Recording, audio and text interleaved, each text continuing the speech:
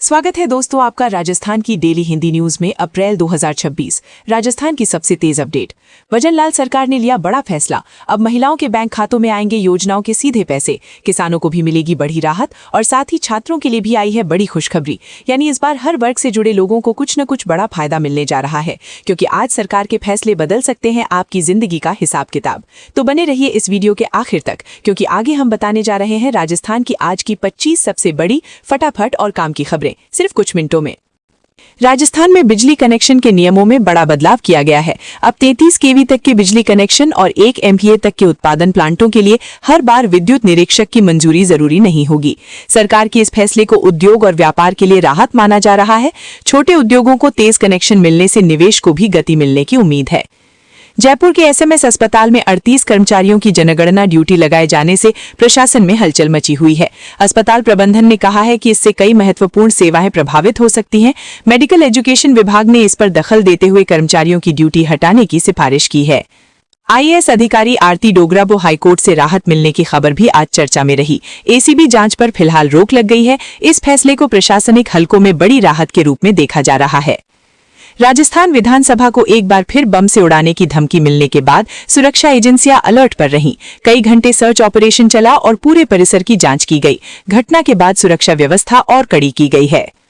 प्रदेश में गर्मी का प्रकोप बढ़ता जा रहा है। श्रीगंगानगर सबसे गर्म जिला रहा, जबकि कई जिलों में तापमान 44 डिग्री पार पहुंचा। दूसरी तरफ वेस्टर्न डिस्टर्बेंस के कारण कुछ जिलों में बारिश और आंधी की संभावना जताई गई है। कई जिलों में स्कूलों का समय भी बदला गया है।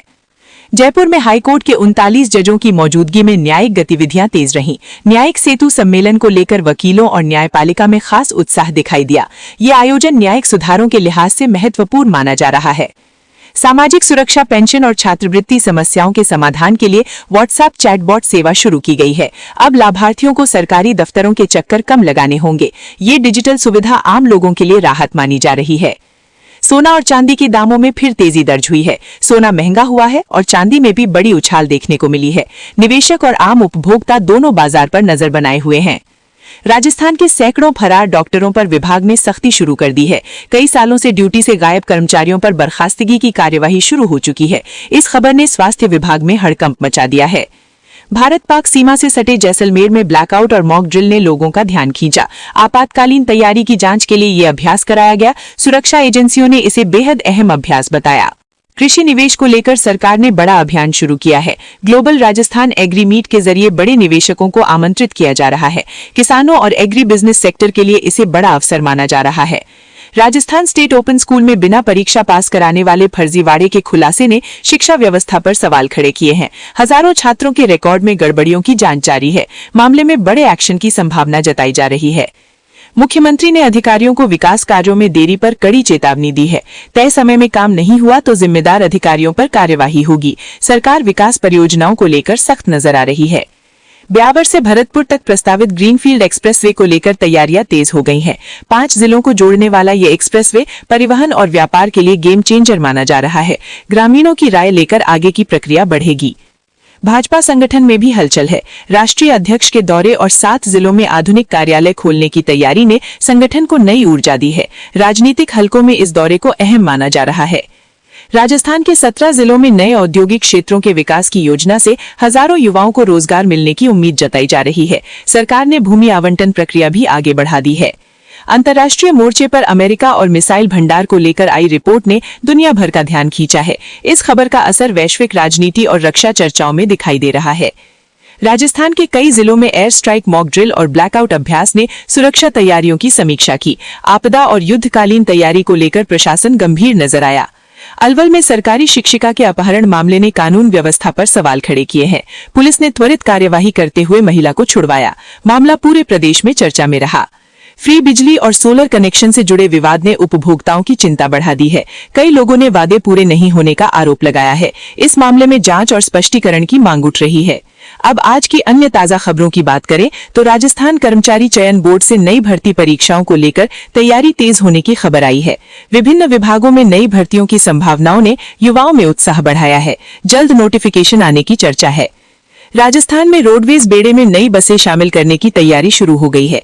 कई जिलों के लिए नई सेवाओं का खाका तैयार किया जा रहा है। यात्रियों को इससे सुविधा मिलेगी। जयपुर मेट्रो विस्तार को लेकर नई रिपोर्ट सामने आई है। नए रूट्स पर काम आगे बढ़ाने के संकेत मिले हैं। इससे राजधानी की यातायात व्यवस्था को बड़ा लाभ मिल सकता है। राजस्थान में गेहूं खरीद को लेकर सरकार ने खरीद केंद्रों पर व्यवस्थाएं मजबूत करने के निर्देश दिए हैं। किसानों को भुगतान जल्दी देने पर जोर दिया जा रहा है। मंडियों में आवक भी बढ़ी है। उदयपुर और माउंट आबू में पर्यटन सीजन तेज हो गया है। होटल बुकिंग बढ़ने और पर्यटकों की संख्या में इजाफा देखने को मिल रहा है। पर्यटन कारोबार को इससे राहत मिली है।